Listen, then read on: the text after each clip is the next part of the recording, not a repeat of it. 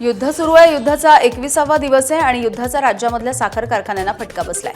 वाहतूक बंद असल्यामुळे अनेक टन साखर समुद्रामध्ये अडकून पडली आहे. साखर उद्योगांना सरकारनं 500 रुपये प्रति टन अनुदान द्यावं. राष्ट्रीय साखर महासंघाचे अध्यक्ष हर्षवर्धन पाटील यांची माहिती. सोमवारी मुख्यमंत्र्यांच्या सोबत बैठक होणार आहे.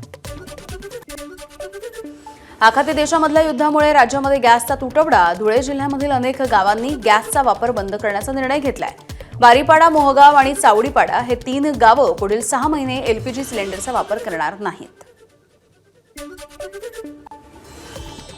आपण जे देश आपले जे भाऊबंद आहेत सिटीमध्ये राहणारे, जे पक्के घरांमध्ये किंवा जे असं राहतात किंवा त्यांना ते चुली पेटवता येणार नाही, अशाने आपली एक छोटीशी एक मदत होईल.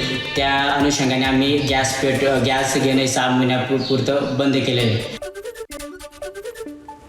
गॅस सिलेंडरची संभाव्य टंचाई लक्षात घेता धुळ्यामधील 3 ग्रामस्थांनी सिलेंडरचा वापर न करण्याचा निर्णय घेतला. ग्रामस्थ स्वयंपाकासाठी चुलीचा वापर करणार आहेत. पारंपरिक कोळसा आणि गोवऱ्यांचा वापर होणार आहे.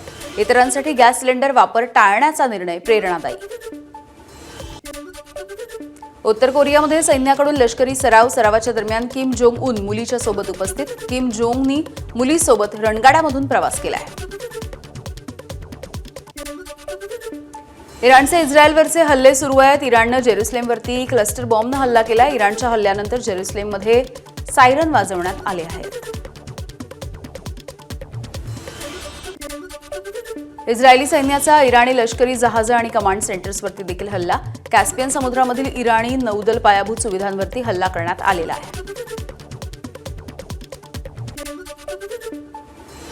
कुवेतवरती क्षेपणास्त्र आणि ड्रोनचा हल्ला. आमची हवाई संरक्षण यंत्रणा हल्ल्यांचा सामना करतेय. हल्ल्याच्या नंतर कुवेतच्या लष्करी अधिकाऱ्यांची माहिती. नागरिकांनी सुरक्षा सूचनांचं पालन करावं असंही आवाहन करण्यात आलं. अमेरिकेच्या F-35 या लढाऊ विमानावरती इराणचा हल्ला. इराणच्या हल्ल्यानंतर लढाऊ विमानाचं आपत्कालीन लँडिंग करण्यात आलं.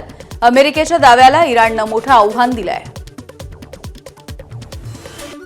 इराणकडून इस्रायलवरचे हल्ले अजूनही सुरू आहेत. इराणचा इस्रायलवरती मोठा हल्ला बघायला मिळतोय. इस्रायलवरती क्षेपणास्त्र टाकण्यात आली आहेत आणि या हल्ल्यामुळे दोन्ही देशांमधला तणाव हा अत्यंत धोकादायक वळणापर्यंत जाऊन ठेपलाय. इराणमधील लेंगा बंदरावरती अमेरिका आणि इस्रायलचे संयुक्त हवाई हल्ले. इराणच्या IRGC नौदलाची अनेक जहाजं नष्ट झाल्याची देखील माहिती आहे. इराणकडून अमेरिका इस्रायलवरती ऑपरेशन ट्रू प्रॉमिस 4च्या अंतर्गत हल्ला करण्यात आला. ड्रोन हल्ल्याची 66वी खेप 5 शक्तिशाली मिसाईलनं हा हल्ला करण्यात आलाय. इस्रायलमध्ये इराणच्या हल्ल्यात उद्ध्वस्त झालेल्या इमारतीमध्ये बचावकार्य सुरू आहे. बचाव पथकाकडून ढिगारा हटवण्याचं काम सुरू आहे. सतर्क राहण्याचं आवाहन.